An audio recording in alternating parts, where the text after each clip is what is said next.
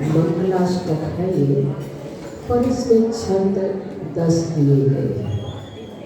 और 10 छंद में सबसे पहले वाला छंद आता है अरहंतो भगवंत इंद्र।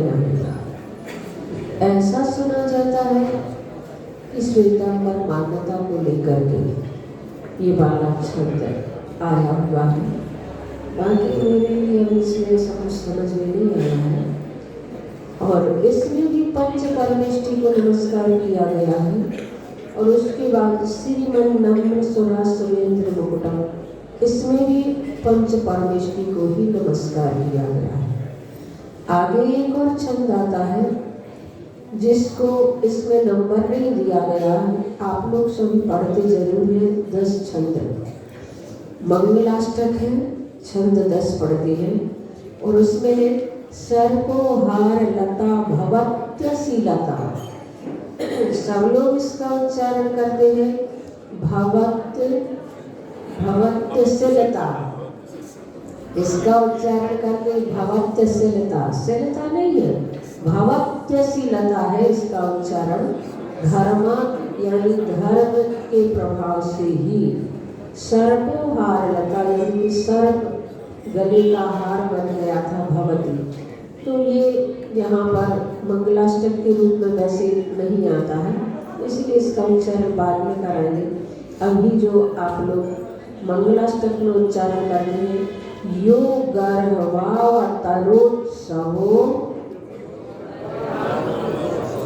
भगवतां जन्माभिषेकोत्सवो यो जातः परिनिष्क्रमेण विभवो यः केवल ज्ञान भाव, यः कैवल्य पुरप्रवेश महिमा संभाविता स्वर्गभिः कल्याणानि चतानि पंचशतम् कुर्वन्तु ते मंगलम्। यो गर्भावतरोत्सवो भगवतां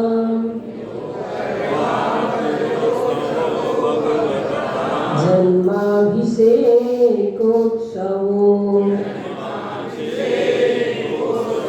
यो जातः परिनिष्क्रमेण विभवो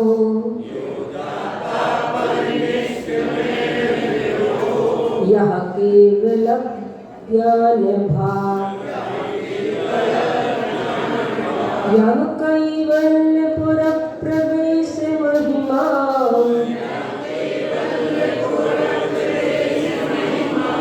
संभावितः स्वर्गभिः कल्याणानि चतानि पंचशतम् कुर्वन्तु ते मंगलम्। सभी लोग एक साथ उच्चारण करें।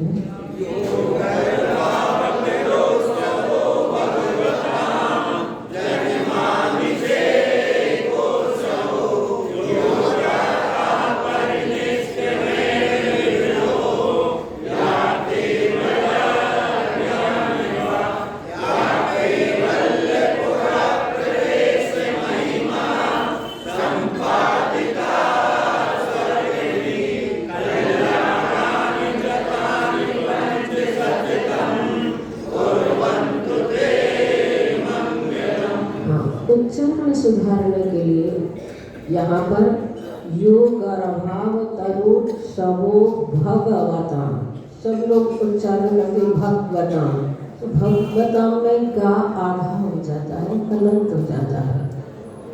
इसका उच्चारण करना होगा भगवतां, आ का भी उच्चारण करना है।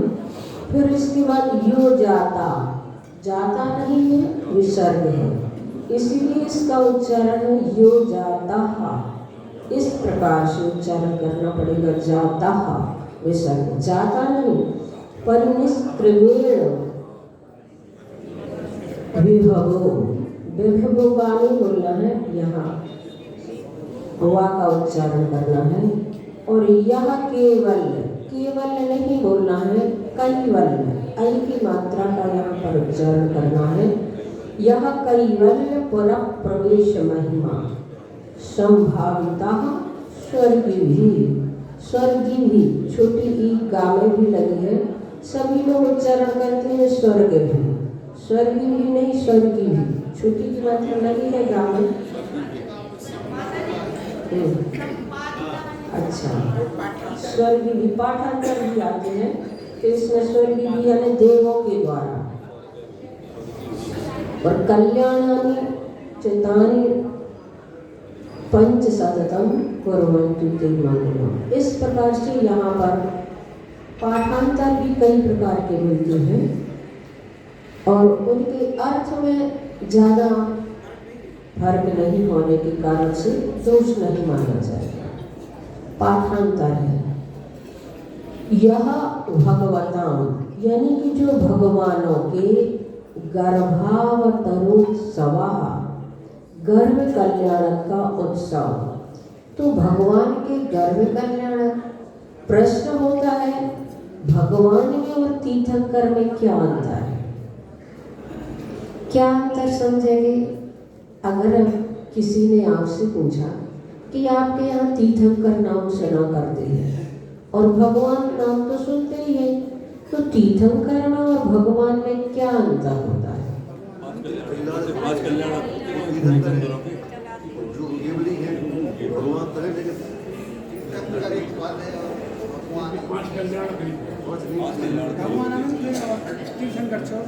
हाँ, भगवान अनंतानंत हुआ करते हैं, तीर्थंकर 24 होते हैं। और जो तीर्थंकर होते हैं वो केवली तो होते हैं, लेकिन जो केवली होते हैं वे तीर्थंकर हो जरूरी नहीं है। जैसे कि आदिनाथ भगवान थे, तीर्थंकर भी थे। तीर्थंकर नाम कर्म की एक प्रकृति हुआ करती है, उसके उदय से जो उनको वैभव गर्भ से ही प्राप्त होता है वो तीर्थंकर होते हैं। उनके 5 कल्याणक होते हैं। जो भगवान होते हैं उनके 5 कल्याणक जरूरी नहीं है। भरत, बाहुबली, इनका जन्म गर्भ कल्याणक नहीं हुआ, जन्म कल्याणक भी नहीं हुआ, केवल ज्ञान मोक्ष आदि इनके एक कल्याणक हुए। लेकिन भरत क्षेत्र में जितने तीर्थंकर होते हैं उनके 5 ही कल्याणक होते हैं और विदेह क्षेत्र में होने वाले तीर्थंकर 2 कल्याणक और 3 कल्याणक वाले भी हुआ करते हैं। तो तीर्थंकर में और भगवान में अंतर ये भी हुआ करता है, तीर्थंकर के चिन्ह होते हैं।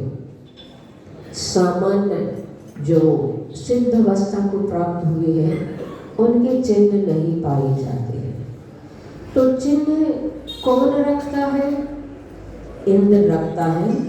जब भगवान का जन्म कल्याणक होता है तो भगवान के दाहिने पैर के अंगूठे पर तीर्थम इंद्र को जो चिन्ह दिखता है, इंद्र वही चिन्ह उनका निश्चित कर दिया जाता है, कर देता है।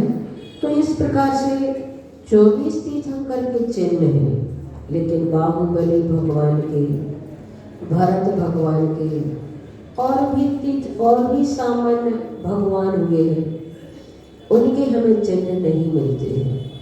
चिन्ह रखने की क्या जरूरत होती है? किस लिए रखा जाता है चिन्ह?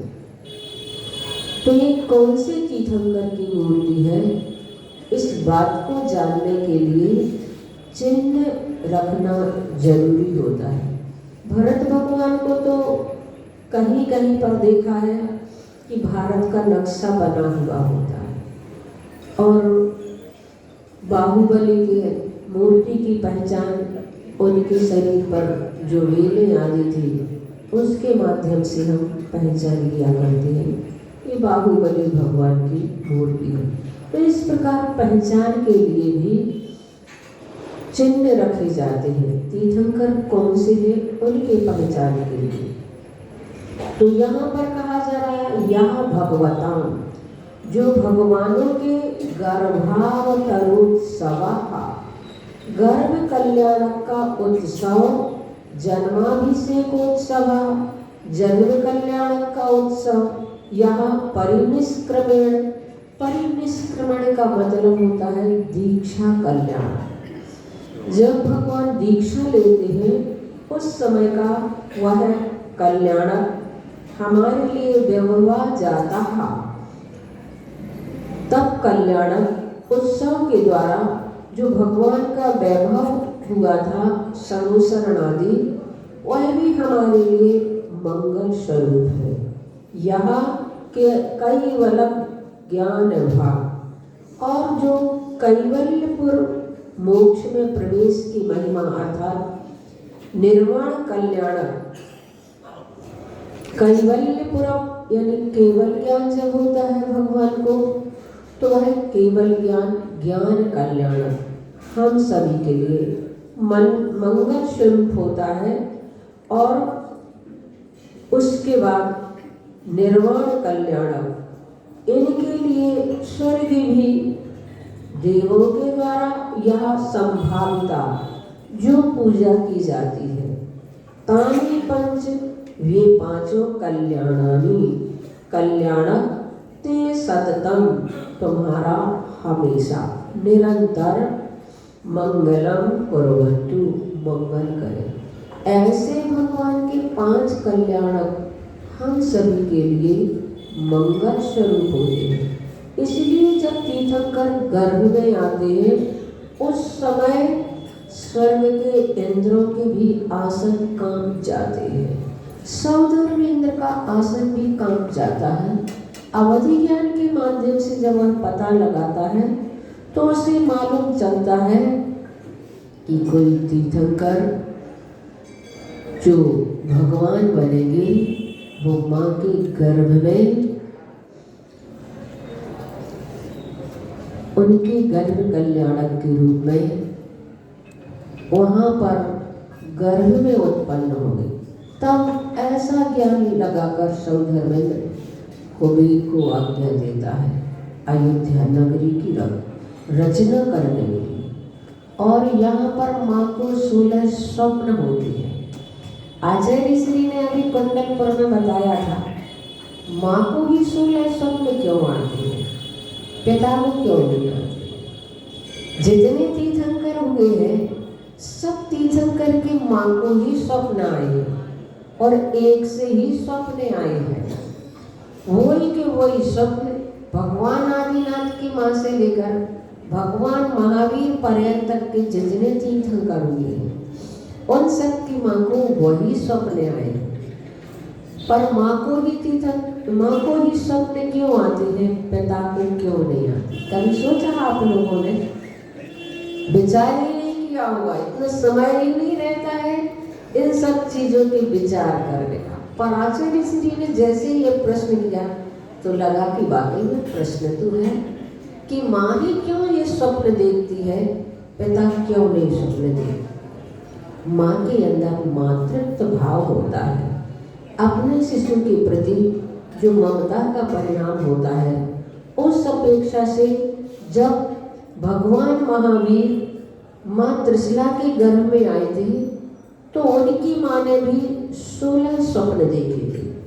और 16 स्वप्न में उन्होंने वृषभ, हाथी, सिंह को देखा था, सूर्य, चांद और फूल माला को देखा था, निर्धूम अग्नि, सिंहासन और लक्ष्मी को देखा था। दरअसल यह स्वप्न दर्शाते हैं कि उनका बेटा जहाँ एक तरफ फूल सा सुकोमल होगा तो वहीं अग्नि की तरह जाज्वल्यमान भी होगा।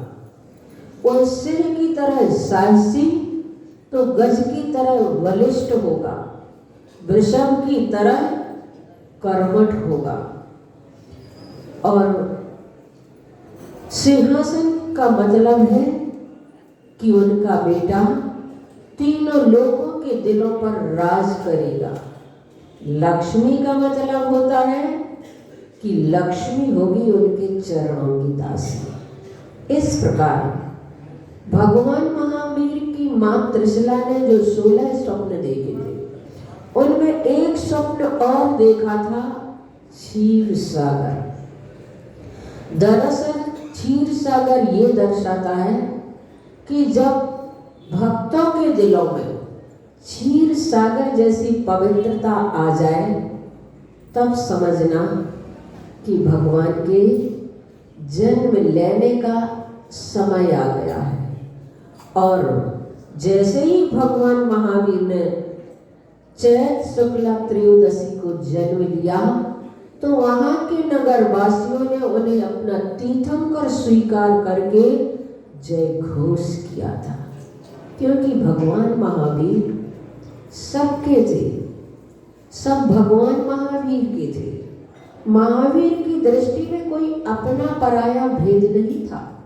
वे मां त्रिशला के लिए नहीं जन्मे थे, पिता सिद्धार्थ के लिए नहीं जन्मे थे, जन जन का कल्याण करने के लिए जन्मे थे। उनके सिद्धांत और उनके उपदेश सबके लिए थे, क्योंकि अग्नि तो सभी की रोटियां सेकने का काम करती है, जल सभी के गले की प्यास बुझाने का काम करता है, वृक्ष की छाया तो सभी के लिए हुआ करती है।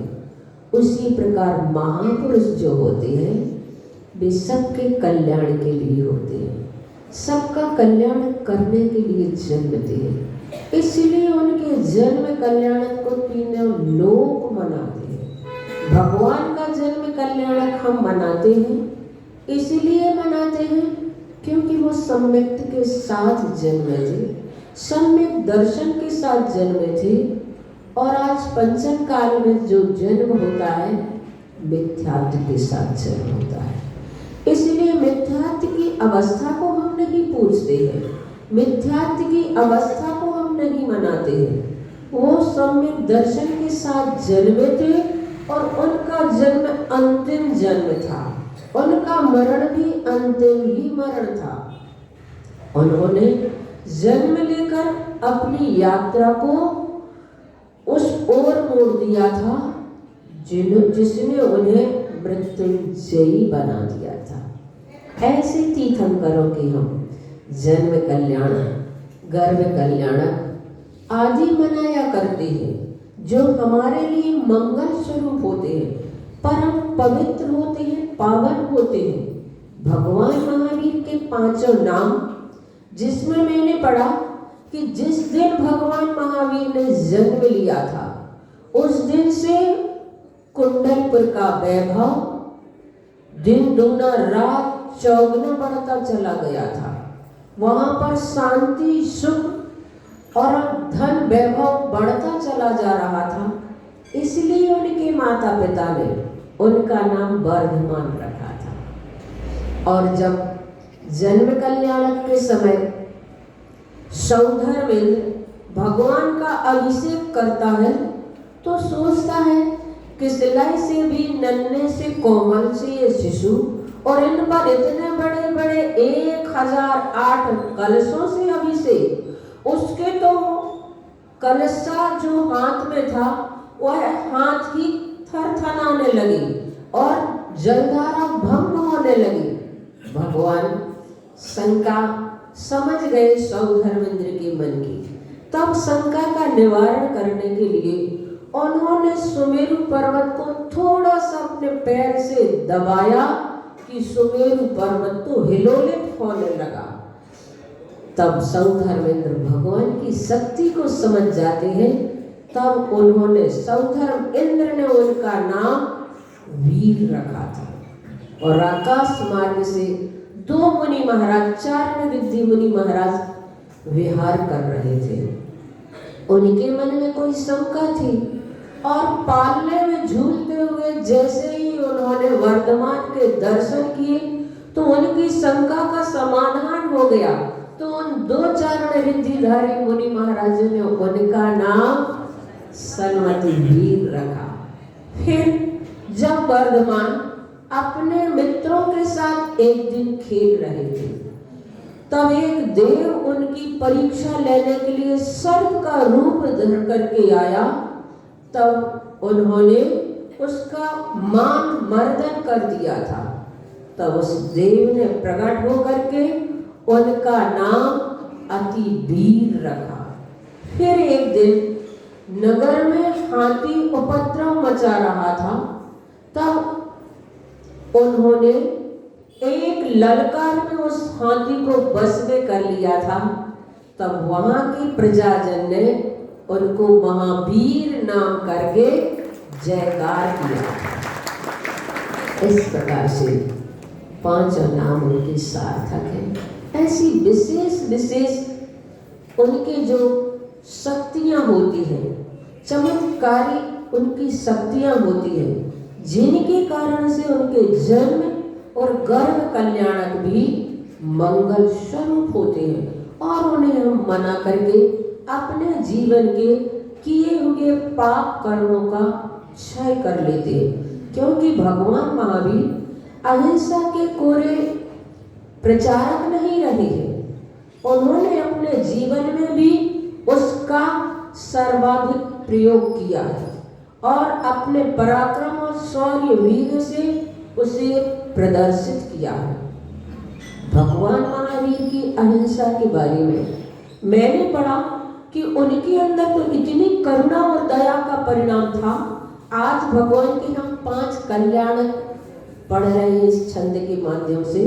तो गर्भ कल्याणक के बारे में मैंने उनके बारे में पढ़ा कि भगवान महावीर जब माँ त्रिशला के गर्भ में थे, उनके मन में एक बार विचार आया, मेरे हलन चलन से माँ को कितना कष्ट होता होगा। और ऐसा सोचकर उन्होंने अपना हलन चलन ही बंद कर दिया। इधर तो गर्भ कल्याणक की खुशियां मनाई जा रही थी, गीत नृत्य हो रहे थे। जैसे ही गर्भ स्थिर हुआ, माँ त्रिशला तो चिंतित हो गई, विलाप करने लगी। तब गीत रुक गए, बाजे थम गए और माँ का विलाप सुनकर वर्धमान सोचने लगे, ये तो मैंने माँ के सुख के लिए किया था, मगर यहाँ तो कोहराम मच गया। उन्होंने पुनः अपना हलन चलन प्रारंभ कर दिया। माँ त्रिशला के चेहरे पर मुस्कान आ गई और पुनः वही सहनाइयाँ बजने लगी, गीत नृत्य होने लगे। तो इस प्रकार से भगवान महावीर के तो गर्भ, जब वो गर्भ में थे उस समय से इस अहिंसा का परिणाम, करुणा का परिणाम, दया का परिणाम था।